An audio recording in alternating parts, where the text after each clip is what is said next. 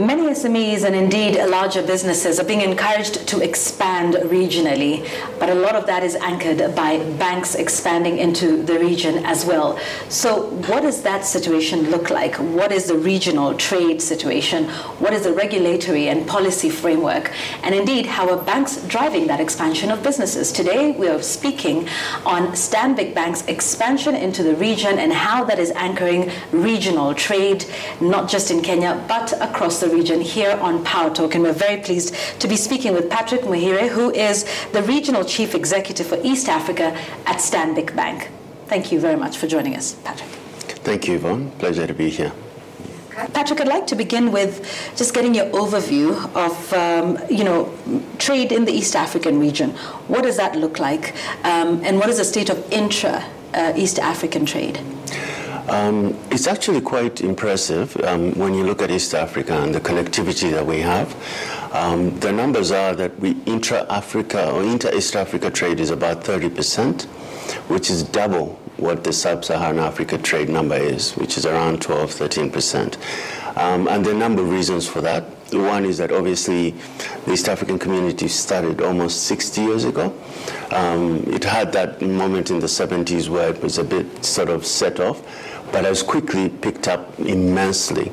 And there's been a deliberate effort, not only just from the leadership, the technocrats, the political leaders, all the people that really need to sort of help kind of facilitate trade.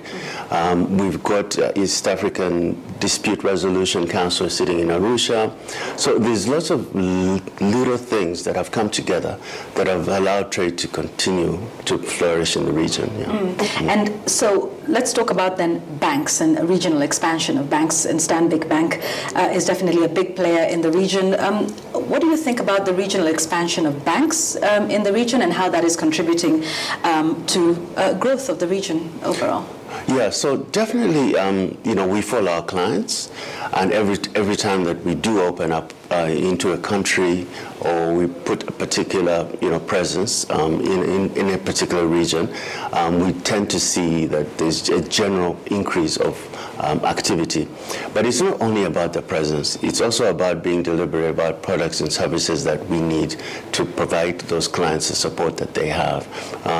So we've been deliberate about doing things like borderless banking, which enable currencies to move freely, remove friction around transactions, allow a lot of clients to seamlessly deal with each other across the region within our bank.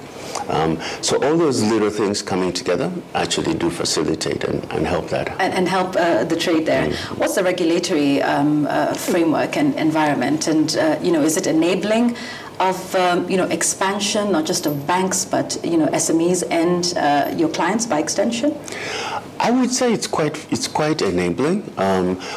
We've had a number of things that have happened, with all from the political leadership down to which have helped. For example, the one-stop border, which eliminated a lot of friction at the border and then allowed more of a flow of goods and services. We've also had a lot of collaboration on the financial sector side. If you know that we have an aspiration actually to get to a monetary union, but we've gotten to a point now where there's convergence in terms of how the central banks deal with monetary policy, inflation targeting, etc. There are quarterly meetings with the governors, etc. So there's many things that are sort of trying to help the financial sector also have a seamless flow of money. And collaboration between public and private sectors. I know you've talked about, the central bank governors from the various countries in the region, but what more can be done to foster that collaboration between private and public sector, between government and the policies they're making, and members of the private sector and banks such as yourselves to ease the process? I think we just need to have more dialogue. I just came from Tanzania where we had sort of a conference dealing with some of these issues. And it was important to see in the room policymakers, clients, bankers, everyone that can sort of help, first of all, identify the problem, and then come up with collective solutions on how to deal with it. So it starts with really having conversations and dialogue about how we can sort of deal with some of the problems. Yeah. So for example, I think one of the few things that we can do on SMEs is how can we help sort of reduce the risk of lending to them, reduce the cost of capital, allow them to access to the markets, access to capital, and some of those require conversations between the public and the private sector. Tell me how that works in terms of SMEs and their expansion in the region. You've talked of de-risking them. That's one thing. But the other thing is enabling them to work in an environment where the regulatory frameworks are somewhat different, even though we're in a common market. But what is the sort of facilitation that Stanbic Bank provides? You're trading in South Sudan, but you're anchored in Kenya, or vice versa. What are some of those challenges, and how are you trying to solve those for your customers who are seeking to expand in the region? So SMEs have two issues they have. One is access to markets. So how are we helping them with that? So for example, if you have a huge corporate client that is particularly relying on SMEs to supply them with particular products, so you can pick, for example, East African breweries, there is a huge reliance across the region on SMEs to supply them for product. So we have conversations around, with that anchor client, and the ecosystem around the SMEs. How can we support those SMEs to be more efficient in supporting that anchor client? And in many cases, we've received a lot of support from the client themselves, saying that, yes, please, can you help us? Because our route to market, our speed to market matters. And so we have that conversation. That's a separate one.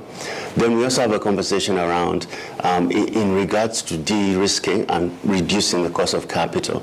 Are there things that we can do together in a tripartite sort of arrangement that allows us, again, to reduce the cost of risk and the cost of capital to SMEs? Yeah. And what are some of those approaches to de-risking SMEs? Because, it's one thing. I mean, you're in the business of providing credit, but it's also, saying that the SMEs are the drivers of growth, for the economies in the region, particularly after the global pandemic. What are some of those approaches to de-risking SMEs to enable them trade better and get better access to capital? A few things like, first of all, digitizing, making it a little bit more formal, allowing them, access to technology and products that really, kind of take away a lot of pain in the way they were moving goods and services across.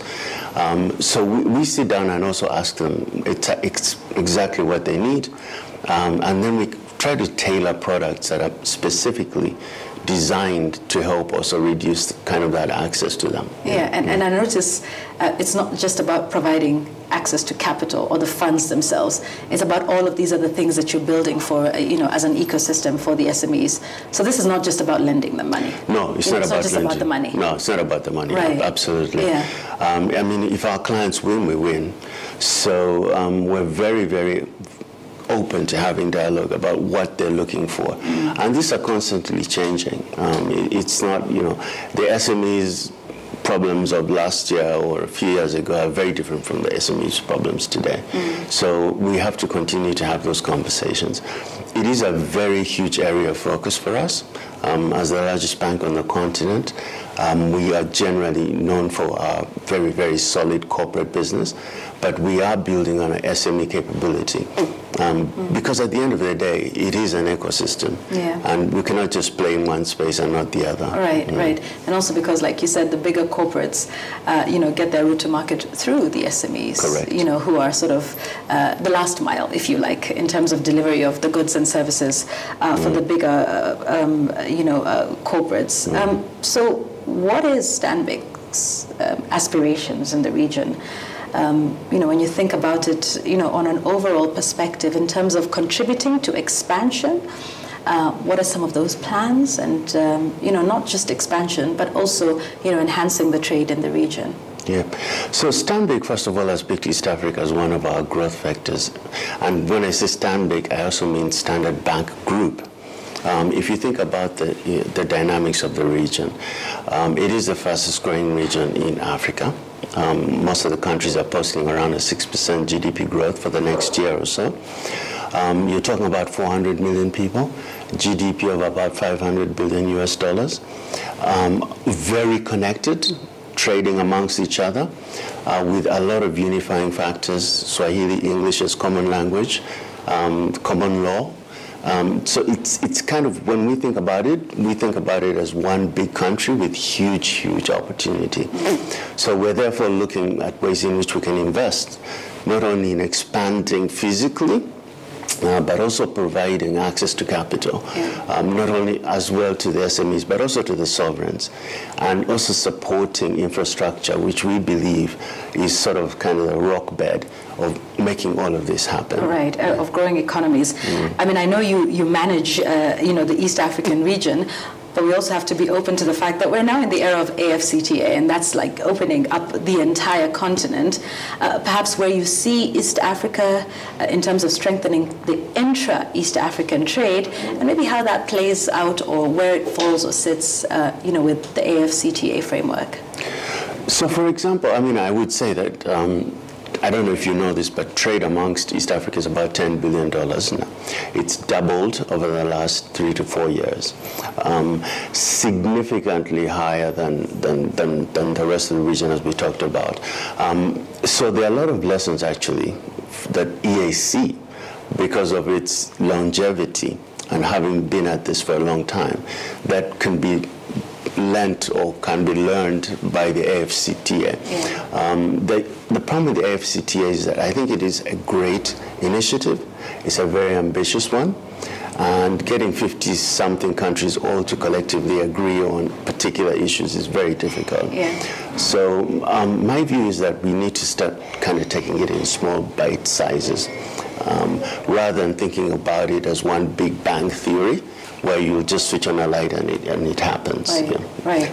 And some of those lessons are from, the East Africa. Exactly. Absolutely. Thank you so much for speaking with us, and seeing what trade looks like in the East African region on this edition of Power Talk. We're very grateful to you, Patrick.